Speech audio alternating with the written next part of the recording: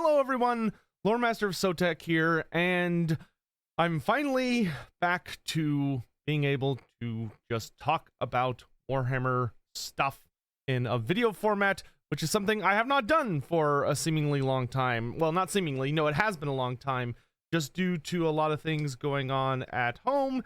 And then I decided to upgrade my audio setup, which was great and overall a good decision, but it introduced a lot of unexpected problems that until recently I was not able to solve. But now things are at a point that I am much more happy with how the audio quality is of me talking and everything. And so I can finally get back to the core of what I like to do and the core of what I'm supposed to be doing as a content creator, which is creating videos for YouTube, which is something I just haven't really done in what feels like at least a month. Granted, a lot of that was because, as I said, of things going on personal. While I am going to be putting out a lot of videos here coming up in the following days regarding some things I want to see in Total War, changes I want to see to various campaigns. I'm going to have a video coming up very quickly about Bellicor and how I think his campaign could be improved, because while it's good, I think it could be amazing if we just do a few more iterations. I also want to talk about things that are missing from the game. There are like a couple of items that are missing from some legendary lords that I really want to talk about. One of which is actually really interesting, revolving around Kotep, which, you know, I'll talk about then. And then, of course, things like content that's missing. So mounts that are in the game but haven't been applied properly. For instance, all of the greenskin characters seem to have functioning mounts for chariots, but for whatever reason, Creative Assembly has not enabled them in campaign play. Also talking about things like the High Elf Noble and Dark Elf Master getting their missing mounts of the Griffin and the Manticore, and talking about some other further things I think would be good to have, like, well, whatever. You'll see when we talk about all that. In any event, I want to get back to this, and I'm finally in a place where I can do that. While I'm going to be essentially treating this as just an update video for the channel overall, and just kind of catching up anyone that's been in the dark as far as like where I've been and what I've been doing, something that I do need to address, because pretty much every time I go on stream on Twitch, it comes up, because there's always someone that is just in the dark about it, because I haven't made a huge announcement about it, and I need to stop that and just do it now. For those unaware, Chloe, who was the channel mascot and my sweet beloved dog, she passed away. So that is something, it happened about 2 weeks ago. So a lot of the last 2 weeks and probably the 2 weeks prior to that, I was really most focused on everything revolving around that. I do miss her a lot, but it was for the best. You know, it was time. And it all went very smoothly. And you know, my heart still hurts for her, but overall, the right decisions were made, and I am at peace with it, and I'm ready to get back to work and, you know, be doing things. Beyond that, as far as streaming goes, something real quick that I do want to address is, I'm sure many of you who watch any streamers, especially on Twitch, have heard or at least noticed a lot of the like crazy news coming out recently. There's been a lot of kind of earthquakes being created by Twitch making some curious decisions, as well as numerous other problems going on that particular platform. I'm not 100% sure how all it's going to settle. Right now, I'm comfortable still streaming on Twitch, but I definitely have raised my eyebrow on a number of things, and I may come back for occasional streams on YouTube, and who knows, I might end up, like, it's changed a lot since I left a few years ago to stop streaming on this platform. Maybe things have gotten good enough that it's, you know, maybe it's time to come back.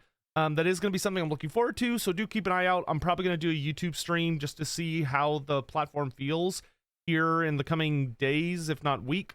But anyway, some other stuff I am bringing back for those who enjoy kind of more multiplayer centric content. I am going to be bringing back the tabletop tournaments. I need to talk to Turin, because I would like to register the tournament with his website, so people can get stats and, you know, more people can get familiar with that really amazing platform he set up. I would like to hopefully have one this Saturday, but I don't know if that's too short of notice. to let people in on it. We might do it the following Saturday, but in any event, do keep an eye out for those. I'm really excited to bring those back. And of course, we're going to be diving into a lot of lore stuff. There has been tons and tons of things going on in Warhammer Fantasy that I'm very eager to talk about.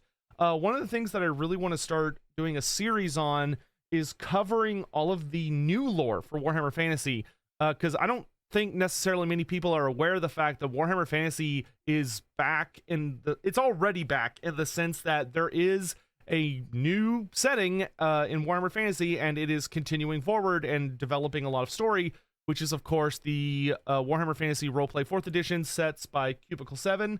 They finally finished the Enemy Within series. I finally got all my physical copies of it, and not only is it amazing, but that because they have finished kind of their main series, they are now throwing themselves entirely into just filling out the world.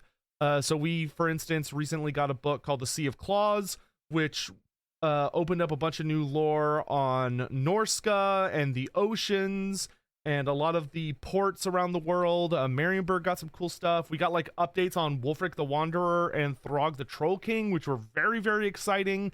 There was a book called The Winds of Magic that included a bunch of amazing updates. We even got some new characters. So you may remember I put out a video about a potential new Norsca legendary lord being the Famir matriarch Muna Mim, and she came from that Winds of Magic book. But we also got like updates on the Blue Scribes and Egrim von Horseman and what they've been up to and all that stuff. So there's a lot going on. So I'd really like to start diving into what that series is doing to the world and how it's changing things, because it's not really so much like, it's not pushing the storyline forward, so to speak, because, we have an endpoint being the end times.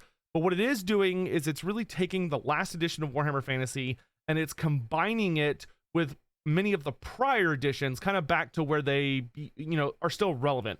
I would say like once you get to like, probably 5th edition, maybe 4th edition, if you want to stretch things, that's kind of where Warhammer Fantasy really in and of itself begins. Like the actual strategy battle game and where they really started generating the world as we know it was more like 3rd edition, but many of the things from that didn't make it and don't really exist in the world as it is today.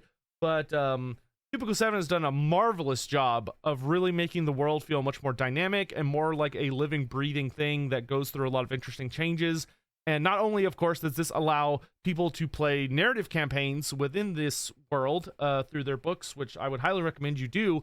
If you're someone that's ever had an interest in GMing and stuff, or you're wanting to be a new GM and you just like the Warhammer world, I cannot recommend the Enemy Within 5-part series enough. Whether you're a new GM or an old GM, get together with like a group of friends and play through it. It's a blast. I'm playing through it right now. I'm guessing, but I think I'm in book 2 or 3. I think I'm in book 3 with my group. I'm not 100% sure because I'm trying to avoid spoilers while also like reading a lot of the background stuff. But in any event, going to be talking a lot about that. I already talked about the stuff regarding Total War. We're also going to be doing some lore stuff. I don't know how many times I'm going to talk about it before I finally finish it, but Queek is coming on that horizon. But in any event, that's pretty much everything, I think. Obviously, we'll be doing some kind of more speculation type content when it comes to Warhammer the Old World and also future DLCs. I don't think it's a secret at all that myself and many, many, many people strongly believe that the Chaos Dwarfs are coming. Personally, I don't think they're going to be... I think they're going to be out before the end of this calendar year. I don't know if I'd be willing to put a lot of money down on that bet, but I feel moderately confident that we'll see Chaos Dwarfs before 2023. Assuming it's Chaos Dwarfs. I would very much like it to be a new race. I feel like a new race would be appropriately timed for this release. And that's something we're going to be talking a lot about going forward. As far as anything else on the channel is concerned, those are all kind of the major thrusts. There might be a couple little other things that pop up here and there, but nothing that I would consider important enough to purely address in this video. The only other thing I guess I'll talk about very briefly is just because people occasionally ask about it. The Q&A series, like the Empire Q&A series for right now, are on hiatus, just because there's a lot of other projects that I'm prioritizing above that. And those kind of, unfortunately, just take a massive amount of work with, unfortunately, little payoff. but at the same time, I'm hoping they might be able to come back in a new format. With YouTube kind of announcing some major announcements as far as the fact that like YouTube Shorts are actually going to be a much more like viable system for content creators. Maybe we could do something with that as far as like answering specific individual questions about the lore. Maybe instead of like absurdly long videos where it's just kind of like question after question after question, it could be like shorts that are dedicated to like a small amount of questions. And, you know, if you want to just binge those, you could. I don't know. We'll have to think about it. In any event, I just wanted to come out with an update and let you all know what's going on. And I will see you all around very, very soon. Thanks for watching.